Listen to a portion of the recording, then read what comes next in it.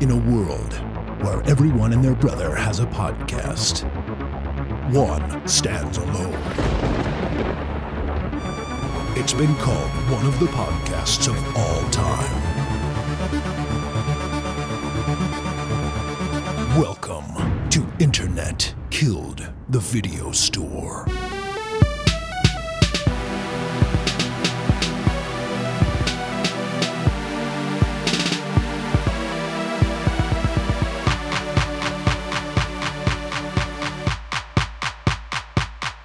We want to start with the bear or the boys? You guys pick. Ben, did you watch them both? No, not the bear. You didn't watch the bear? Nope. I guess we start with the boys then. I didn't want to fully get into politics considering everything that's going on, but it feels unavoidable with the boys storyline this season. So yeah, there's definitely some overlap. We already talked about that a little bit, a couple episodes, and obviously it got even worse with the finale being centered around an assassination attempt. Yeah. Yep. I think they had to switch the episode name even at some point. But yeah, what'd you guys think of how season 4 turned out? Wasn't a super big fan the first 3 episodes. Then I super liked it through the rest of it. Okay. This whole season, once I watched it, the last episode last night, just felt like a stepping stone for the last season. Mm-hmm. Like they're just setting up the finale, kind of? Yeah, absolutely. I mean, that is what is happening. I was pretty bummed that a certain someone died in the last episode. Yeah. I thought they were a good character. Mm-hmm. I'm confused too. I think I know who you're talking about. Yeah, why? We all watched it. You can say it. What's her name? Is it Vicky? Is that her name? Vicky. Oh, the vice president. Yeah. Yeah, she was great. She was so good. That felt pretty sudden. Yeah. Like, she flipped and then got killed within 5 minutes of the show. They didn't even give her a fucking redemption arc. Just straight up. Nope. Right. Yeah. She got like a little speech from Huey. That was about it. Mm-hmm. I was really confused. Have you guys read the comics? No. I've looked into them. Yeah, I've looked into them, but It seems like they're kind of veering off that story anyways, but I don't think they were ever too much on it. yeah. You know, I think they took some ideas from the characters and stuff, but from everything I've read about the comic and just knowing what I know about the author, Garth Ennis, Yeah. it's pretty different, you know, and the comic seems a bit more aimless. Yeah, I don't know. There was a couple threads here that were pulled that I was kind of like, is this going to lead to anything? Or like, it's made me curious about the comic for sure. I mean, I'm curious to hear your perspective as someone that just binged through it all. What'd you think of the show and then the 4th season? How does it sit in your view of the show? I think the show as a whole kind of restored my interest in comic books. Like I went out and bought some comic books for the first time in a long time watching this show just because it like weirdly gave me the feeling of like reading a comic book. I don't know if it's the way it's storyboarded and framed or what, but like definitely heavy. It feels more like a comic book than a comic book adaptation. You know what I mean? Like the Marvel stuff has a feel that feels very MCU, where this feels like a comic book more to me. So I don't know. I feel like it has a more genuine adaptation feel, which I guess probably doesn't line up if it's nothing like the book, but I do feel like season 3 felt like a peak and this was a little bit of a come down season. But yeah, I think overall it was good. I don't know. I know a lot of people have pushed back on this season for being a little too on the nose with its political motifs, but I don't know. It feels like it's pretty consistently been condemning authoritarian fascist regimes throughout. I think the thing where I probably would agree is that like we don't necessarily need to recreate stuff that's just so recent when you're not really adding anything to the conversation. Like we don't need to relitigate Pizzagate or some of this stuff where it's just like, yeah, we remember, dude. It was I know. I don't need ago. January 6th to be an Easter egg. Like, right. Yeah. That's where I was with that? the dude. I just thought it was so fucking blatant. And like, yeah. it was just, I don't know. I thought they did it a little more methodically throughout the first 3 seasons. I think that's where I am, like, just with all the referential stuff at this point. Like, it was funny for a while, but now it's like, okay, all these references are like a thumb click away for anyone. Are you really doing anything by just nesting it in your story or just like getting an easy, lazy joke in? Right. Yeah. That's where it fell off for me a little bit. I still liked it. Season 3, I think, is my favorite. Yeah, I think I'd agree with that. I did read that Adam McKay initially tried to get this made as a trilogy of movies back in like 2008. Did you guys see that? Uh-huh. I think this works better as a series just because there is so much volume to all the characters and everything. I don't know if I'd think you could get the same depth to everything packed into a movie. What do you guys think? I agree with that.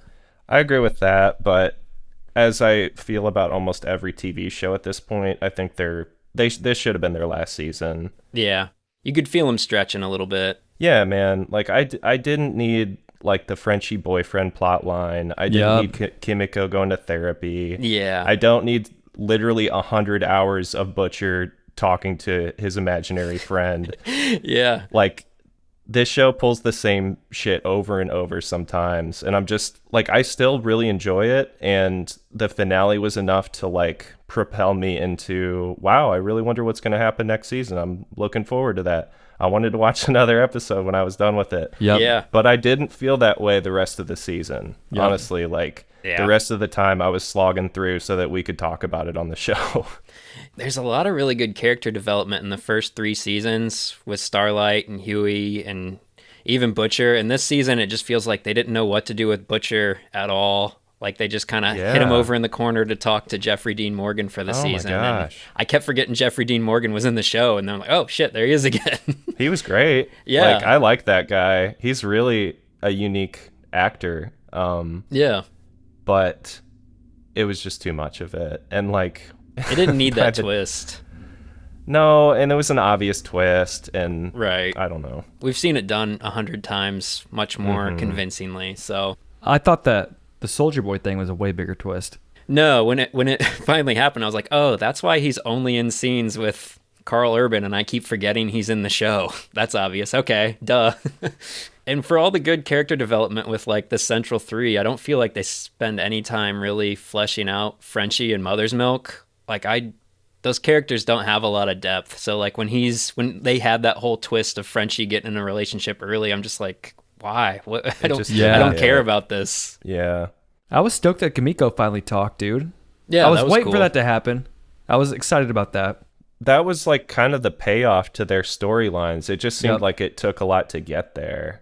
Yeah, like too much, right? Right. I feel like the boys didn't interact with each other enough this season.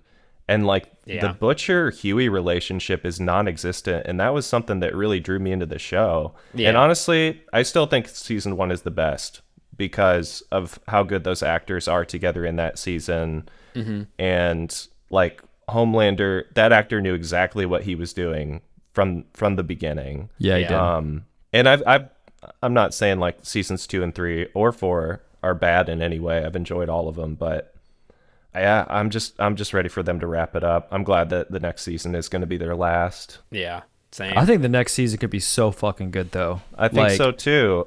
Yeah, that is where they stay on with the comics. It's like in the comics, Homelander's plan is to just throw a coup against America and overtake the fucking White House, and that is kind of how they're setting it up. I think it's the last point in the comics too where he's successful and overthrows the White House.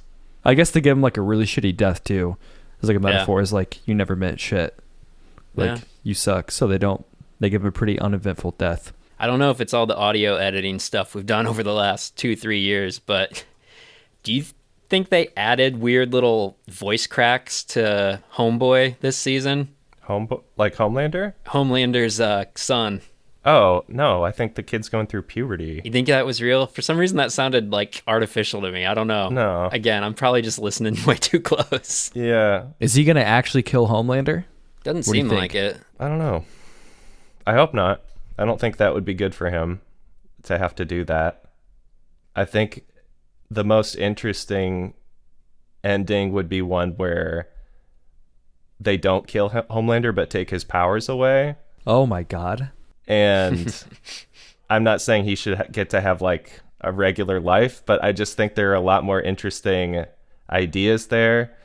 And even though he's like a genocidal maniac, I do have some like sympathy for him. He had such a harsh upbringing. Dude, he grew up in a fucking lab room. Like it's Squirt. Yeah. Squirt. Hey, Squirt. God, that was one of my favorite scenes of the season. That was fucking cool. The where he goes back to that lab. Yeah. I wanted to see more of the woman that was like, "Come on, John." I know, right? She was background interesting. on her. She was, dude. Yeah, instead of watching like Huey's dad die, which doesn't need to happen. Dude, I didn't need any of that. That whole plot line, I was just like, "Fuck you." Yeah, and then you watch him just kill a bunch of people in the hospital for no reason. Yeah, I know. that was random. That was really upsetting. And I think sometimes the show gets a little too caught up in the comedy and like treats real people like tissue paper. Yeah. And there's so much more emphasis placed on a character like Huey that it's like, no, his dad killed 20 people so that he could learn a lesson. It's like, I don't know, dude. Yeah. Kind of getting weird. Well, it looks like Gen V and the boys are finally tying in too. Like those young kids are from Gen V, right? That are showing up. That's what I thought. That's what I heard. I haven't watched Gen V, but Oh, that's right. You never watched it. Yeah, you should check it out. but I've looked up so much shit on like this show and the comics that I've learned that these characters are from Gen V, which I think is pretty cool. Yeah, I liked seeing them show up. I mean, they only showed up like twice. It would have been cool to see them tie in a little more, but Yep. it's like, are they becoming Marvel a little bit? Are they becoming the thing that they made fun of at the beginning? Maybe. Did the shelving the Warner Brothers movie joke land, or are they too much of that thing now? I mean, they're like a successful superhero show with a spin-off TV show. They're on Amazon. Yeah. I mean, I don't know. I think it's a little separate. I feel like it's more guilty of TV cliches than superhero cliches at this point. Like, you could definitely tell in season 2 they were like heavily planting the seeds for Gen V when you're watching it now, and it's like, yeah, these episodes really didn't need to exist. But I don't know that I necessarily tie that into well, I guess the MCU does that quite a bit. I don't know. Maybe they're a little guilty. But overall, seasons 1 through 3 are so fucking good. Yeah. I love them. Season true. 4 just was not their best season. And that's Not fine. their best season, but it's still a good show. It's and still is a great fine. show. Exactly. And I you totally hold season agree. 4 against like season 1 and 3 of The Boys. It's kind of not even fair. You know what I mean? Because those seasons were so good.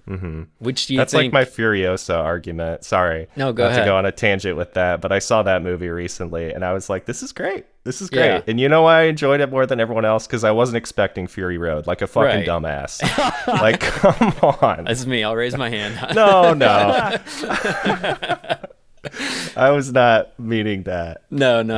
There were a lot of people expecting that. I'm like, dude, it's Yeah. just an expectations thing. It is. Yep. That was when I was talking about it. The biggest crime against it is it's not Fury Road.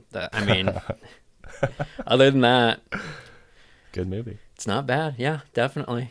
So, as far as consistent seasons of quality, which do you think fell off more, Ben? I think you should leave season 3 or The Boys season 4. Rough, dude. Roasting I've ya. rewatched season 3 of I Think You Should Leave so many times that I've had a chance for it to grow on me. Yeah, but what? Does that take you 40 minutes? True. You got to commit like a week to watch The Boys. All right, so if we're going off first impressions alone, Yeah. probably season 3 of I Think You Should Leave. Held up the best? No, fell off Oh, the most. fell off. Okay. If we're talking about first impressions, yeah. for sure. But like if we're talking about how I feel currently, The Boys. Yeah. Yeah. And real like season 3, dude, of The Boys, like the Herogasm stuff, Black Noir storyline, like seeing all those like little animals, Soldier Boy storyline, like there were so many good things that were going on in season 3. It's just, I think it's my favorite. I do think season 1 is like awesome, but there's so many unique things I like about season 3. Yeah. I'm generally kind of a sucker for like season 1s of a show. If they know what they are from the beginning, which I feel like The Boys did. I mean, I would say that The Bear season 1 is still my favorite. Yeah. There's some great episodes in season 2. If you want to have a fucking panic attack. I think I would say season 1 of The Bear is the best season, but I think season 3 might be my favorite. Really? Yeah. It's getting so much wow. shit. Why is that? Well, we did a little poll here on best show of the summer, and The Bear got 64%, The Boys got 21%, Hot D got 15%, and then somebody wrote in A Gentleman in Moscow, which is some Paramount Plus show with, I think, Ewan McGregor. I don't know. But yeah, I was surprised how heavily the bear was favored. I don't know if that's coming off past seasons. Yeah, did people watch the season before voting, I'm wondering? I think so. I think we posted it right after it came out. Bear season 3, 64%. Well, yeah, but it's like right after it came out. It's Yeah. like not everyone binges it in the first week. It's true. so- Maybe those were the fanatics. Is there an actual storyline in season 3? Well, how much do you want us to talk about it, Mr. Spoiler? What do we do? Just talk about it. I don't care. I'll still like it regardless. If you ask me, dude, that's my problem with it is there is no story. That's what I've heard. And it's like I'm watching a screensaver. Ooh, that is Wow. rough. That is rough. Like I love the show, but I don't need to see like reruns when it's not even over yet. You know what Yeah. I mean? Oh, yeah. They're just doing the same stuff. They haven't done anything new. I don't know, man. I think it's interesting and kind of innovative the way they've, like, they haven't progressed the story as much this season for sure. But the way that they dove into each person's character, I feel like was so much more, I don't know, rewarding for me as a viewer to see, like, everybody's motives and, like, going deeper into Carmi's anxiety to the point where he was like, yeah, you gave me fucking ulcers worrying about how good I was cooking things. And the weird, that first episode, they set the tone with like a trauma montage of just all the shit that he's been through and what led him to Yeah. where he's at.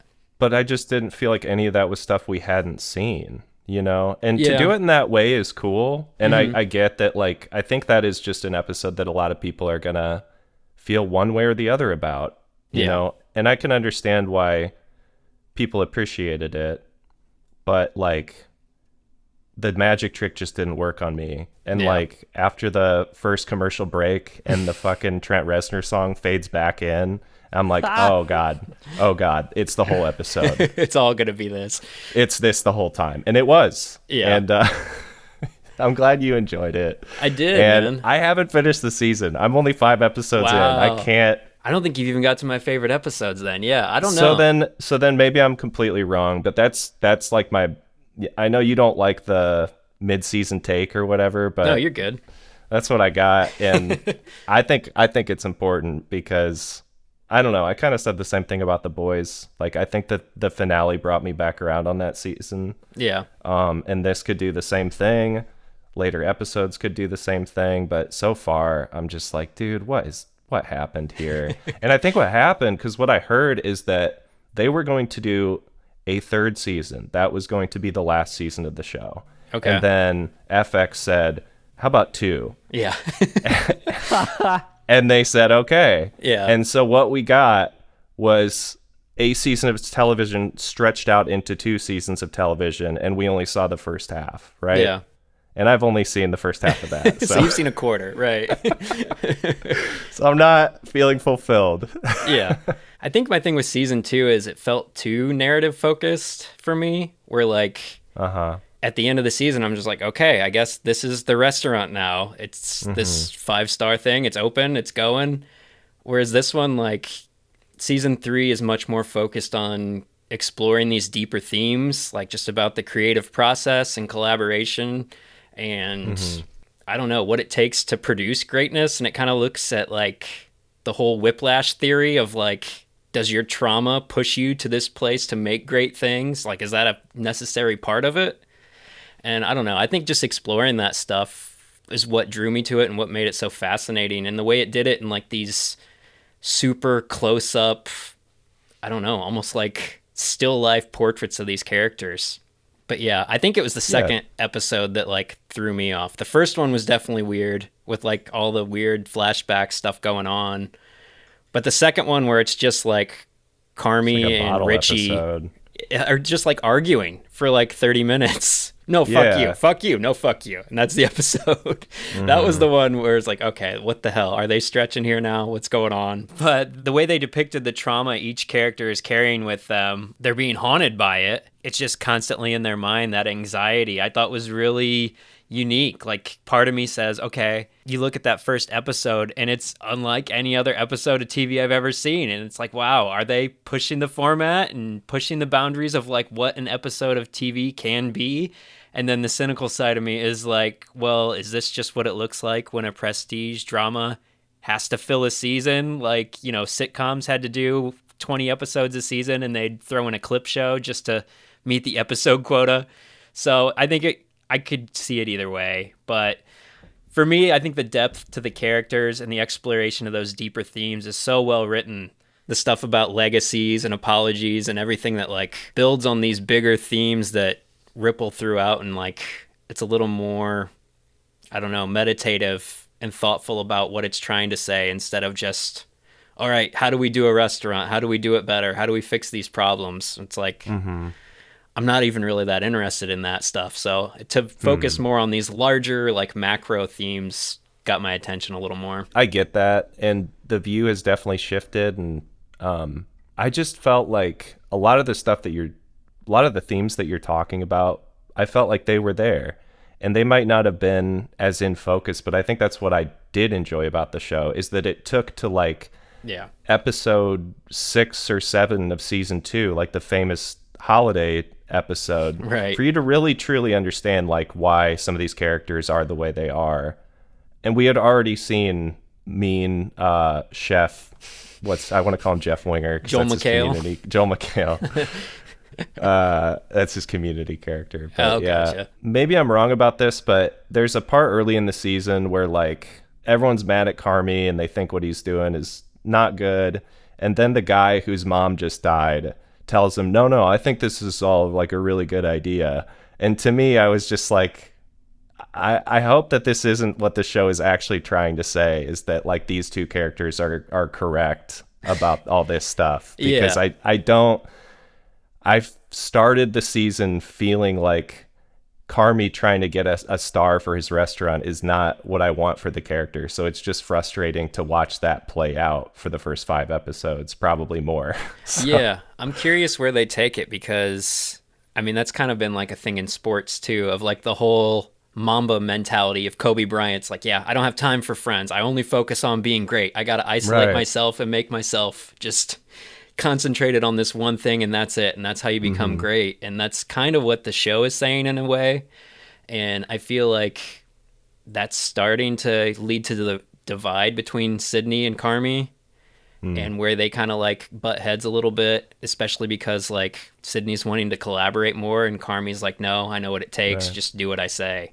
And seeing that stress kind of play out is interesting in a way to me too, because you know all these characters, you know their intentions are good, but when you see the stress and like anxiety produced by trying to be in this sterile, perfect environment all the time, like it just leads to all these fuck ups and everybody being stressed out and like at each other's throats, when you know they all care about each other and like want to achieve the same thing, but put in this situation under these circumstances, they start to crack. Right. Another great scene that I really love, that I think encapsulates the entirety of this season really well. There's a scene where Richie is out busting his ass, you know, waiting tables, and Carmy is just like stewing in the kitchen, and it's this great split screen that I think depicts the dynamic of, you know, trying to put out a good product and trying to work really hard, and all the stress and anxiety that goes into that creative process, and then actually delivering a good product. And I don't know, just the duality of that and the whole dissection of that is what I think made this season. And I kind of also wonder if there's like, it seems like there's some meta subtext of like this accountant comes into the season and it's like, we can't really afford to keep doing this anymore. So like maybe that's why we only see certain characters for certain episodes. And like, it's like, do we really need the dessert guy? What's he even doing here anymore? He's a lot of money. I don't know. I mean, I don't think the show is having, like, personally, the show is having financial problems. I can see what you're saying about, like, maybe being a commentary on that business in general. But, like I said, they turned an order for another season into order for 2. They've got John Cena doing cameos. Olivia Colman showed up for a lot longer this season. Yeah. What'd you think about the haunting? I thought it was not very funny. Yeah. I loved it. I like that he shows up and he's down to just go for some weird thing like that. Yeah. He's just too John Cena. Like, he doesn't blend into the atmosphere. It may be a bit of that. They're trying to do a lot more with like the facts this season in general. And it's like, I don't know. It's just they need to bring everything more into focus because there's less stuff going on. And it's a lot of it is just scenes between like two characters talking. Yeah. And I love that kind of thing. Like that's what made me fall in love with Game of Thrones as a show. Yeah. But it's weird to see a show just become that in its third season. Yeah. Especially when, I mean, I don't know, dude. I just keep saying the same stuff. It's like I already feel like I knew who these characters were. Yeah. I hope that changes over these next 5 episodes. Like I hope I get a bit more out of it. I'm glad that you're enjoying it. I don't like being a part of like the weird, I don't know, backlash of the show. Yeah. But I couldn't help it, man. I went in being like, no, I'm going to love this. And then it's been a little bit turbulent. I understand that. And like, I could see definitely why people would have that opinion watching it, but I don't know. Something about it appealed to me. I think part of it too, like it felt a little more organic this season where it felt like they were rushing through some things last year, especially like the cameos, like the Christmas, or was it Christmas or Thanksgiving? Whatever, the big family dinner episode. Right. Like it started to feel like an SNL skit. It was like, oh, Bob Odenkirk's here and Jamie Lee Curtis is here. We're like, this year, even though it's John Cena, it feels a little more subdued that he just like comes in and like cleans some floors and gets out. And Jamie Lee Curtis shows up again this season. And I think her episode might be my favorite. And yeah, it's just between her and her daughter pretty much the entire episode when she's about to go into labor. And it's just really like, it's interesting to see how those characters communicate and how they struggle. And, you know, I think one of the things we both kind of recoiled a little bit from was how easily they just painted like, oh yeah, Jamie Lee Curtis is the alcoholic mother who's overbearing on this family. And you get to see a little more dimension to that character this season. So that was cool. And yeah, I don't know. I like these characters. I feel like I'm in the Succession place where I just want to watch these characters do anything. So maybe I'm a little guilty of just hanging on when there's not a lot there. Well, I think it's just our tendencies. It's exactly what I just said about The Boys. Like I usually want a show to end a season before it does. Yeah. And The Bear, I just loved the pacing. It was one of the few shows where it was like, man, this is so quick. And like you can get something out of rewatching it because it's so densely packed. And there is still some of that this season. Like there's really quick, zippy dialogue. Yeah. But I'm probably being a bit unfair that it's still a good show. It's definitely not a bad show. It's just the pacing has completely changed and it feels different for me to watch it. So, well, and they've said from the beginning too, they only expected it to be one season, right? And I would have honestly been okay with that. As much as I loved season 2, dude, it would have been legendary if they would have just made that one season. The ending of the first season is so good. It's a perfect ending. Yeah. All right. Do you guys want to do the Content Confessional Booth or go into music? What do you want to do next? I listened to that album you sent me. Which one? Action Bronson. Oh, yeah. What do you think of Action Bronson? Not my thing. Have you ever heard him before? No, dude. Yeah. Splash. It's like, what the fuck is this? I loved it. What'd you listen to, Max? I've been listening to drum and bass music. Yeah. Yeah. Mostly because like I've been playing decent amount of video games lately, and a lot of time I'll put on like dance music when I'm playing video games. Yeah, is that your go-to video game soundtrack? When I get bored with a game's soundtrack, or if like a game doesn't have a good soundtrack, then yeah, I want some like London drum and bass, or like I've been getting into some Japanese drum and bass artists, and it's weird. Like I didn't used to take any of like the dance music genres seriously. Yeah. And then I don't know, did. Has it come with like more of your producing stuff where you appreciate the effort that goes into arranging stuff in a studio software environment? That could be. Yeah. Having like done an album on a computer myself that's like electronic music and dabbled in some of those like beats. Oh, my wife's been making fun of me because when I've been playing video games lately, I end up just like recycling like 8-bit soundtracks from like Nintendo games while I'm playing modern games. So my wife's like, is this like the Ninja Turtles soundtrack while you're playing like Cyberpunk? What is going on? Nice. So, yeah, it's usually something like that. Ben, you listened to the new Zach Bryant, didn't you? Oh yeah. Did you like that? Yeah, dude. There's some songs that I like better than others, but some of those collabs are weird. Weird good or weird bad? I wouldn't say bad, just different. Like the John Mayer one's John strange. Mayer, I was gonna say, is that that seems like one's a good place to weird. start for weird. There's no filler on this thing, man. It's packed. That's all of his albums, though. There's so many good cuts for 19 tracks, dude. Well, even his last album was like fucking, I don't know, that many songs. Yeah. And it just came out last year. Right. It was less than a year turnaround, and this sounds like so fully structured and like a lot of depth to it for something you think, okay, he's just going to churn out something because he's popular and it's July 4th, so he wants to do a record on Independence Day. But no, I think this is his best record. I like this one more than anything he's put out so far.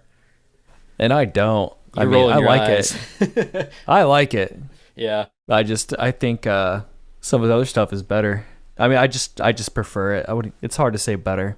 Like last year's, or which one do you like best then? When he put out like Revival and Burn, Burn, Burn, those are like some of my favorite songs. I don't know. See, I don't think I've gone back past last year's. Last year was the first record I listened to, the self-titled Zach Bryant record. And that one's super good too. See, I was only iffy on that one. I don't know what it was. American Heartbreak. Yeah, that one's got 31 songs. I haven't listened to that one. Dude, it's so fucking good. Or 34, my bad. There's so many good ones, dude. That's what's crazy. And that was just 2022. Yeah, I think all of his albums have come out in like the last 5 years. So Yes, this is dude. 5 records since 2019. His shortest album, I think, is Deanne, maybe? Oh, crap. His first one, yeah, 2019, Yeah. has 12 songs. Yeah, his Slacker. first two might be my favorite. Yeah, He's even like starting to scream in one. yeah, And a little Burn, more Burn, raw. Burn. Yeah, he's like yelling, and I like it a lot. Yeah, I think this one, it feels like it's more put together. Like he's got the instrumentation and like background instruments that I was hoping would be on the last one, whereas the last record just sounded like I don't know, like what's that guy from Hot Water Music? Like one of those dudes doing a Chuck solo Reagan. record. Yeah, it sounded like a Chuck Reagan record. Where I'm like, this isn't country. This is just a weird dude with an acoustic guitar at a party. You can't get to shut up. You don't like his stuff? No, I'm not a big Chuck Reagan fan, but You're probably burnt out, though, because you're surrounded by fucking yeah, Chuck Reagan lovers. there's some distance now. Maybe I can appreciate it more without Yeah. being forced to listen to it every time Yeah. I open my I heard ears. one of his songs the other day. I thought it was good. Yeah. I'd never really heard him outside of Hot Water. I didn't get Yeah. the hype either. People were like, oh, fucking Chuck Reagan's so good. There was a period of time where like all you had to do was be like a punk singer and like go acoustic, and people were like, it's brilliant. Yeah. Yeah. It's so smart. He's so brave. It's so brave. So you guys weren't brave enough to check out the new Eminem record where he tries to cancel No. himself. Did he actually can you confirm he's trying to cancel himself? That's what he says in the record. What he like when he's talking to himself in his alter ego, and I'm just like, I Oh don't my care God. about Slim Shady or Marshall Mathers anymore. Just get me out of here. Oh my God. What did you think of it? It was a bummer. Like it just feels like I don't know. It's weird because the one song is obviously like regurgitated from like 2004, and he just put it on this record and like wanted an excuse to release this song he made making fun of Christopher Reeves, but then he couldn't release it because Christopher Reeves died. And now at this point it's like, okay, the dude's been dead for 20 years. You really still need to put this out, and now you're going to rationalize it all about like, no, I'm going to point out how Slim Shady was bad and he was just getting rich off saying provocative things. But then he also does it and like makes fun of crippled people and midgets and like, so what are you trying to say here? Like, it was this weird like has no rationalization of like, yeah, trying to preserve his legacy, I think, while also like tearing it apart. I don't. Is he not Bad. proud of the shit he used to sing about? I think he is. I think that's the conflict. Like he wants to say like, yeah, this shit was pretty problematic, but you guys also shouldn't forget like I was pretty fucking good for a while too though. So like he's trying to have his cake and eat it too, and it's just like, nah, you probably should just not say anything if you don't have anything to say, instead of like arguing with your alter ego for 19 songs and then doing another sad song dedicated to your daughter. Like we've heard it. You don't have anything new, man. All right. Do we want to do the confessional booth? I think I sent you the prompts for those. I'm down. The content confessional booth. Start at the top. Sure. What do we got? What is your most unexpected concert experience? A concert you never would have saw yourself at that you ended up at with a friend or tagging along. Ben? Ben, you want to start? All American Rejects. I knew you were going to go to that one. You've always got that one loaded. Rejects. I you do have it loved 'em. loaded, dude. I loved it. So did you. Who'd you guys go with? They were at the Warped Tour. Each other. Oh, okay. What about a specific concert, not a festival where you're like, I'll kill time in between bands? I'll never go to a concert that I was bummed about. You've never been somewhere you don't want to be? If I had to pay to get in, probably not. Okay. It's All American Rejects. That's the best. Max, what do you got? Yeah, I don't have a great answer for this one either. You honestly, don't either? You never got taken to a bad I date? never got like dragged. No, I don't know how I managed to never see the Avett Brothers, but thank God I didn't. I think my weirdest would be I got taken to the Big Shizzo. Do you guys remember that? The hip hop festival dude, at the Coliseum. Big Shizzo. Yeah. So I got to see Prime Soldier Boy, not the boys version, the Superman that whole version. Right, yeah.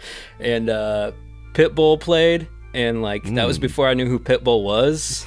And he played the longest set, and we were all like, who the fuck is this bald guy that is just going on forever, saying all these creepy things and flicking his tongue at the girls in the front row?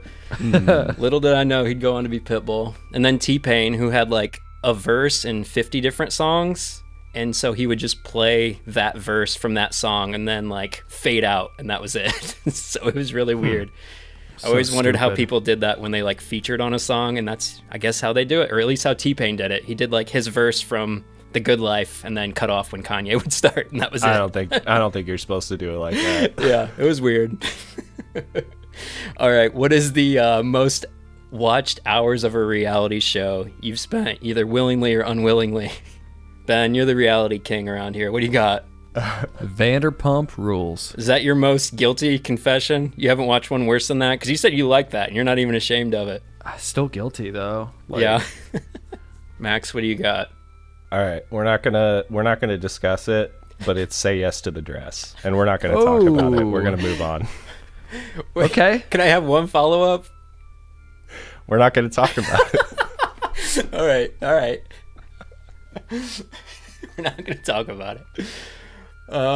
Mine is Project Runway.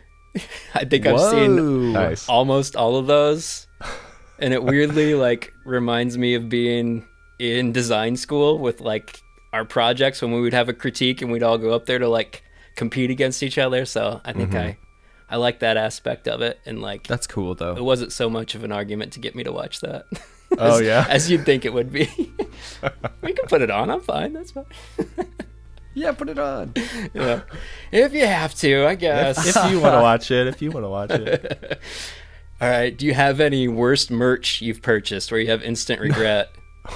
Worst merch. It doesn't even have to be band related. If you bought a DVD, Jeez. I didn't have Laserdisc, time to think about this one. did you invest in a super rare vinyl collection of brand new or something and had to get rid of it, or the Smiths? No, never happened to me.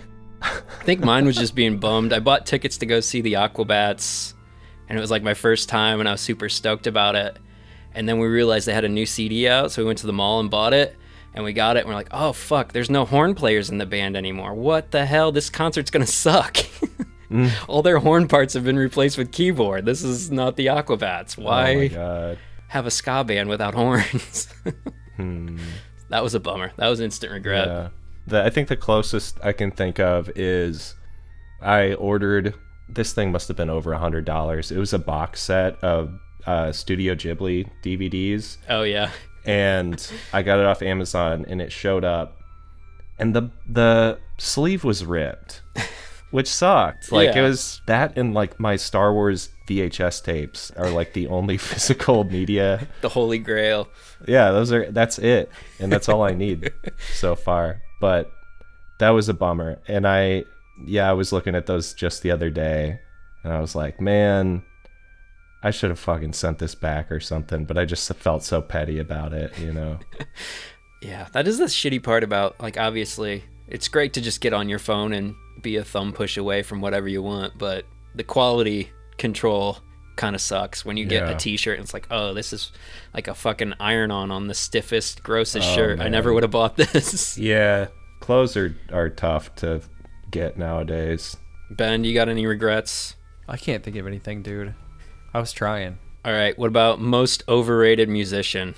Who's got the biggest legacy that you're like, dude, don't deserve it? Ben, we'll start with you. You got a grimace on your face, like you're ready to unload. Fall Out Boy. Fall Out Boy? Yeah, I think they suck, That's dude. a good one. That's fair. Yeah. They're not good. And like, I was going to say Taylor Swift, Yeah. but there's some songs that come on, I'm like, oh, this shit's cool. Yeah. But I'm just thinking like, they didn't even do anything to music. They didn't change it. But they're still on the fucking radio. They're big, man. They're headlining Riot Fest. Yeah, I think they changed it. They just changed it in a bad way. Yeah. And they kind of just birthed a lot of bad clones, like Panic at the Disco and Right. Yep. That whole weird. era of bad copycats. Yeah, Not a fan of that. That's a good that's my answer. nomination. That's a good one. Yeah, I don't know how to say anything but like Taylor Swift or Beyonce. Yeah. Just anyone that's like that big, I just don't agree with it, Yeah. It's just like you're not listening to enough music. Even the Beatles. I'll say it. The Beatles. Even Nirvana. Listen to some more music. There's a lot of other good music out there. Just the pie It's chart not- of credit doesn't need to be so heavily Taylor Swift colored. That's a good message. I think on that note, I'll just say Elvis. Like, There you go. most of his stuff was all bought songs that he never wrote. He was just kind of a really crazy performer turned into a cult icon, not unlike Taylor Swift, where it was more of a brand than anything. All right, flip side of that, who's the most hated musician or artist that you love? I don't think I got like an updated list from you, Is it- Ryan, because Well, it doesn't have to be musician. It could be movie, TV show. What's something that is just like the most loathed thing that you're like, no, I actually really like this? Ben? The most loathed thing that I love is probably Kevin Spacey. Why do you love Kevin Spacey? He's a good actor, dude. He's good Yeah, in Game but- of Thrones. He's good in a He's lot in of Game shit. of Thrones? Sorry, No. House Does he voice a dragon? What are you talking of about? Cards. My bad. Not even close. ... Same syllables. Okay, but maybe not reviled as a human. Reviled for their artwork. Okay. Interesting. I think everybody respects that Kevin Spacey can act. It's his extracurricular activities. Ben, this is where I was teeing you up to go on your butt rock tangent because you keep telling me you want to talk about butt rock. So here you go. Who's your favorite butt rock band? There you go. You like Nickelback, right? I don't listen to it much in my free time. Maybe Puddle of Mud. Puddle of Mud. Yeah, Yep. that works. That's That it. works. And you That's it. genuinely like Puddle of Mud more than the 3 songs that everybody knows. More than the 3 songs. I could probably go to several songs, but I don't deep track that shit. No? Okay. Did you see them covering Nirvana? They did? It was fucking awful. Yeah, we don't have to talk about it. It seems like their whole shtick was them trying to cover Nirvana and being terrible at it. Yeah, Wasn't that the mission statement for Puddle of Mud? This is why I'm embarrassed. This is what we need. All right. All right. I don't know, dude. I'll don't just know? say Batman Forever. Batman Like, Forever's a good one. That's Yeah. People don't like that movie, and I do. So. Yeah. I used to like it a lot, but I can't Yeah. go back to it. I'm kind of afraid to go back to it. I think I rewatched them all probably going into the Batman. And yeah, even Tommy Lee Jones, I thought he was like, no, maybe Jim Carrey's over the top, but I bet Tommy Lee Jones holds it down. No, he's worse. Yeah, I do kind of remember him just being terrible in it. Yeah. I think I would go with Maximum Overdrive, which is the only Stephen King adaptation he has directed. And I think it's pretty widely considered one of the worst movies ever made. But I love it. I think it's great. It's ridiculous, but it's about a whole bunch of machines like going haywire and starting to kill people. Like cars and shit. Mostly semi-trucks, yes. It's almost exclusively about semi-trucks chasing down Emilio Estevez. But there's also like a pop machine that starts throwing out pop cans at people and like a steamroller, like just machinery everywhere goes haywire. But Set in the 80s. I feel like if they did one nowadays, it would like really whoop ass, because then you could do all the smart technology tied in. Just make a slasher movie about technology going haywire. Would it be over too quick nowadays, though? It might just be a electronic genocide. We wouldn't know what was happening until it was over. It's like, yeah, if you can make the phones electrocute people, there you go, bam, 3 Right. seconds. All right, so what qualifies as butt rock, Ben? Because that was going to be my next question. What's your favorite butt rock band? But Okay, no, that's different because I'm like less embarrassed by like Seether and Chevelle. okay, So those guys are probably up there for like one of my favorite butt rock bands, but I'm less embarrassed by it than Puddle Mud. what qualifies as butt rock though? Because I think most of what I would like nominate for that era would actually be new metal, like Limp Bizkit and Korn. I don't think that counts as butt rock, does it? Dude, I don't think it does. It's got to be more like Creed, Yes, Like- it's that shit. Like Creed, Nickelback, like Puddle Mud. post Pearl Jam, groovy rock. Yeah, those dudes who were like, yeah, Yeah, you got to have some yeahs. yeah, Make you snarl while you listen to it. yeah, man. Does Stone Temple Pilots count?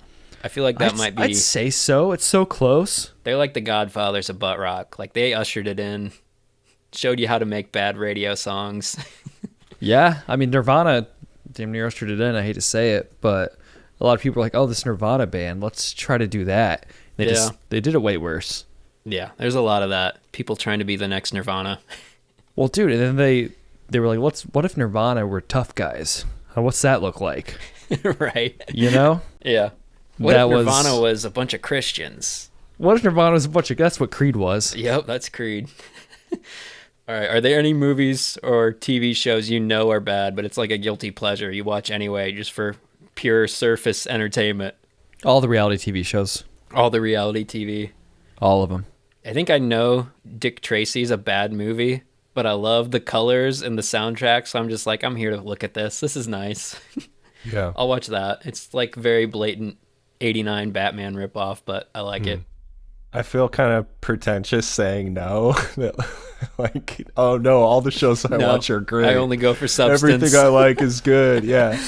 I don't know. Probably like, can I just write in like my problematic relationship with Star Wars? Okay. Just the volume of Star Wars consumption. Just the fact that I keep watching them. The Acolyte. I'll say The Acolyte. All right. A little bit off the content board. What's the most trouble you've ever gotten in? Legally, academically, professionally? Oh, what? Most trouble you've ever been in? Oh. Ben? When I got neighborhood code called on me because my backyard was all fucked up still. I don't know, dude. Did you get a fine? Yeah, I did. Did you find out which neighbor? No, they don't tell you that. You just have to go to like a little court and have a hearing. They just give you like something in the mail, like, hey, your house Yep. is fucked up. You need to deal Yep. with it. Yep, pretty much. That's not too bad, though. That's just a fine. Yeah, I haven't been in much legal trouble, dude. No? Never got in Or, trouble like- at school? Oh yeah, but that's so long ago, man. Job? Nothing? Most trouble's been the fine. Yeah, I mean, high school there were so many that it doesn't stick out. Did you get suspended in school? ISS. I never got out of school. suspension. Yeah. Yeah, I got in school all the time. Do you guys ever get Saturday school? No. Is Yeah. that legal? Oh, barely. Barely. No, never got Saturday school. What did they make you do? Is it just like study hall? You just got to sit there? Yes, you have to sit there and you have to be awake, and it's the hardest thing in the world. It should be illegal. It's crazy. It's honestly barbaric. Is that your worst you got in Saturday school? I guess that would be the worst. Saturday school. Okay, okay. It's mine. Yeah. I got out of school suspended for a fake fight. Starting a mosh pot at school once.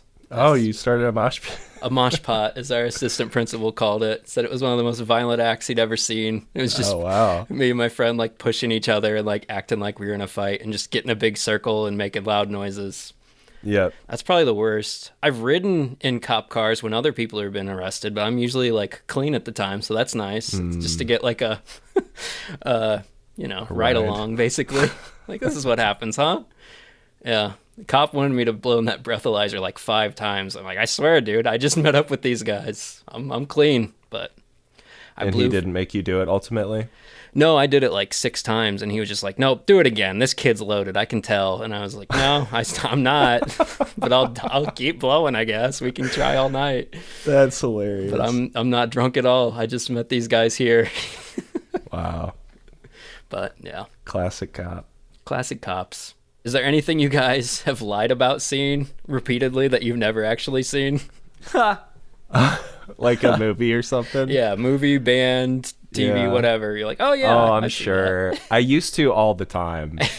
Like that was a classic move for me. Yeah. Is to, actually, what I would do is I would just act like I knew shit way better than I did. Mm-hmm.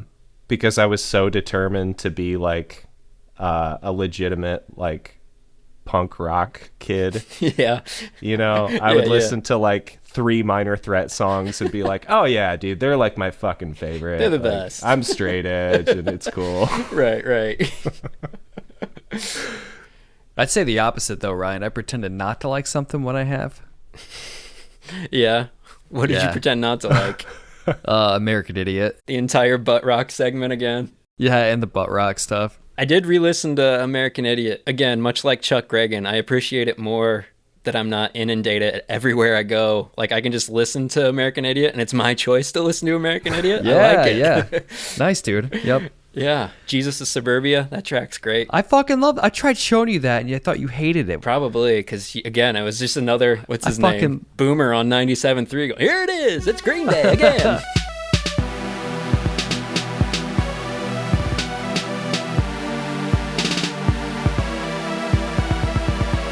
For more, visit internetkilledthevideostore.com.